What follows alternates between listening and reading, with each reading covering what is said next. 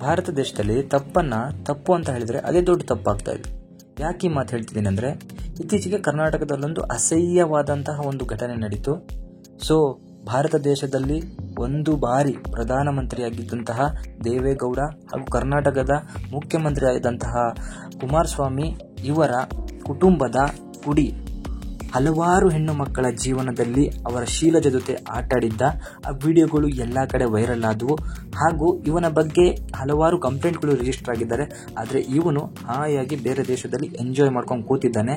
ಅದಲ್ಲದೆ ಇವರಪ್ಪ ಕೂಡ ಅರೆಸ್ಟ್ ಆದ್ರೂ, HD ರೇವಣ್ಣ ಅವರು ಅರೆಸ್ಟ್ ಆದ್ರೂ ಕೂಡ ಇವನ ಮನಸ್ಸು ಕರಗದೆ ಇವನು ಇನ್ನೂ ವಿದೇಶದಲ್ಲೇ ಇದ್ದಾನೆ.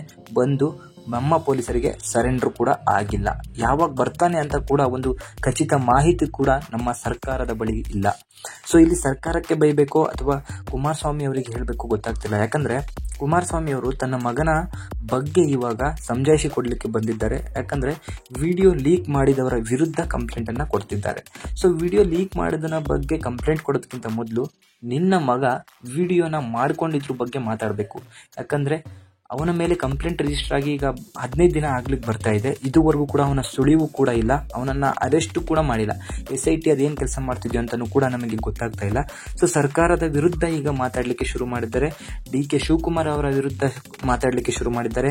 ದೇವರಾಜೇಗೌಡರು ಅಂತ ಏನಿದ್ದಾರೆ ಅವರು ವಿಡಿಯೋನ ಲೀಕ್ ಮಾಡಿದ್ರು, ಅವರ ಬಳಿ ಪೆಂಡ್ರೈವ್ ಕೊಟ್ಟಿದ್ದೆ ಅಂತ ಹೇಳಿ ಕಾರ್ ಡ್ರೈವರ್ ಕಾರ್ತಿಕ್ ಹೇಳಿದ್ದ. ಈಗ ಆ ದೇವರಾಜೇಗೌಡರು ಈಗ ನಾನು DK ಶಿವಕುಮಾರ್ ಕೊಟ್ಟಿದ್ದೆ, ಅವರು ರಿಲೀಸ್ ಮಾಡಿದ್ದಾರೆ ಅಂತ ಹೇಳಿದ್ದಾರೆ. ನನಗೆ ಅನ್ಸೋದು ಯಾರಾದ್ರೂ ರಿಲೀಸ್ ಮಾಡಿರಿ ಅವರಿಗೆ ನೆಕ್ಸ್ಟ್ ಶಿಕ್ಷೆ ಆಗೇ ಆಗತ್ತೆ.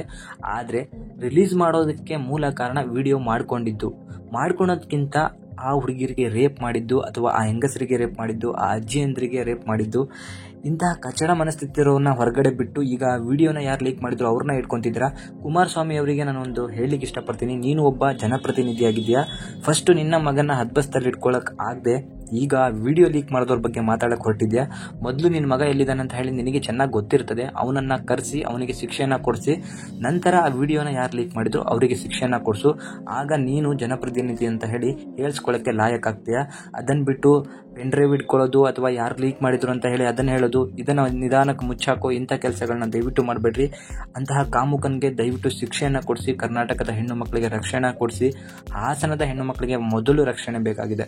ಸೊ ಇಲ್ಲಿ ಪೊಲೀಸ್ ಇನ್ಸ್ಪೆಕ್ಟರ್ನು ಕೂಡ ಬಿಟ್ಟಿಲ್ಲ ಅಂತೆ, ಹಲವಾರು ಏಜ್ ಆಗಿರೋರ್ನು ಕೂಡ ಬಿಟ್ಟಿಲ್ಲ. ಅಂತಹ ಕಾಮುಕನ್ಗೆ ದಯವಿಟ್ಟು ಶಿಕ್ಷೆಯನ್ನ ಕೊಡಿಸಿ. ಅದನ್ನ ಬಿಟ್ಟು ಲೀಕ್ ಮಾಡಿದವನು ಮತ್ತೊಬ್ಬನ ಬಗ್ಗೆ ಹೇಳಿ ಮೀಡಿಯಾಗಳಿಗೂ ಹಾಗೂ ಜನಗಳನ್ನ ಬೇರೆ ಕಡೆಗೆ ಸೆಳೆಯುವಂತಹ ಪ್ರಯತ್ನನ ದಯವಿಟ್ಟು ಮಾಡಬೇಡ್ರಿ. ಅವನನ್ನ ಕರೆತರಿಸಿ ದಯವಿಟ್ಟು ಅರೆಸ್ಟ್ ಮಾಡಿ. ಕರ್ನಾಟಕಕ್ಕೂ ಸರ್ಕಾರಕ್ಕೂ ಕೂಡ ಇದೊಂದು ಮನವಿಯನ್ನ ನಾವು ಮಾಡ್ಕೊತಾ ಇದ್ದೀವಿ.